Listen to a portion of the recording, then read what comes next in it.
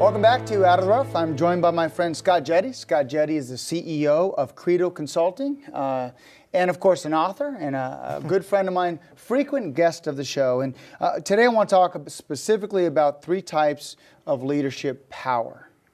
Yeah, and basically power is the right word because leadership is basically an application of power.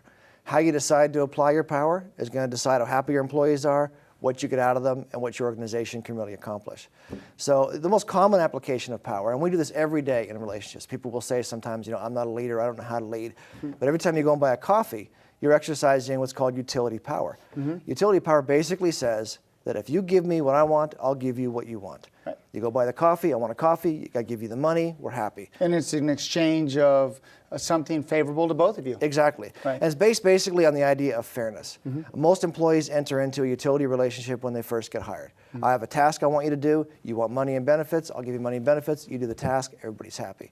It's based on fairness. The problem is, eventually, people start to feel like if I'm not getting what I want, I'm going to stop giving what you want. And even though initially it's all even, as time goes on, you start thinking, that paycheck I got in the beginning, it doesn't feel fair anymore. Or what I used to be getting out of this relationship, I'm not getting anymore. And once that starts to happen, it starts to fall apart, you start to have problems. The other problem with utility... So what you're saying is a utility or fairness relationship needs to evolve. It needs to evolve. Now, it can exist for as long, if you're happy with that, you can let it go for as long as you want. But the other problem with utility relationships is they don't inspire. If you're a fan of a sports team, you love the team, and a new guy comes on the team and he's scoring goals and you're happy because he's the hero of your team, and you find out a few years down the line, he doesn't love the team, he's just there for the paycheck. It doesn't inspire you, So it lacks inspiration. But it is effective and it's got its place. And so there's nothing wrong with it, but it's got limitations. The next one is coercive. Coercive style of leadership is basically, it's saying, you get me what I want or there will be consequences. Or else. Or else. Oh, that's sometimes how parents are, that's right? Get good grades or else. And it's funny, it's a great example because we tend to fall back on coercive relationships when we feel like we've exhausted other options. I don't know what else to do except threaten you. So it actually points to a limitation in your own leadership abilities. Not that there isn't an appropriate place for it. Well, in the military, it's very appropriate. If someone does something wrong, another person could get killed. Right, and so we're not making that up. It really is serious, and so you should be concerned about the consequences. And even, you think about the IRS. You don't pay taxes because of what you get back.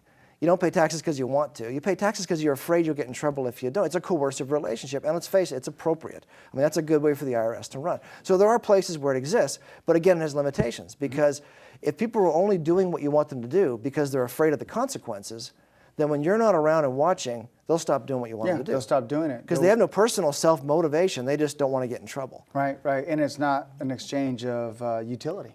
No, it's not. They're not getting anything back except just not being in trouble. Right. And the third, which is, I love this, principle-based, values-based. Values-based, principle-based leadership. That's where you get into a place where they're not just there because of what they get, and they're not there because of what might happen if they aren't there. They're there because they really believe in what the organization's doing, and they really believe in what you're doing.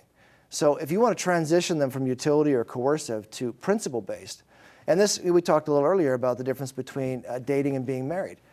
Dating is a utility-based relationship, You get to know each other, you're enjoying each other's company. Sure, and if I'm happy in this, if I'm getting what I want out of this, you're getting what we're going to keep dating. But if you enter into a marriage thinking, if I stop getting what I want, I'm out of here, you're not ready for marriage yet. And the one thing I mention all the time in all relationships, that if you're trying to do 50-50 and one of you goes 49, the other one goes 49, you're missing. That's a 2% miss. Yeah, you're in trouble. You're gapped right there, no doubt. Yeah, so you want to get to a place where you're thinking, I'm in this because I genuinely care about what's best for you.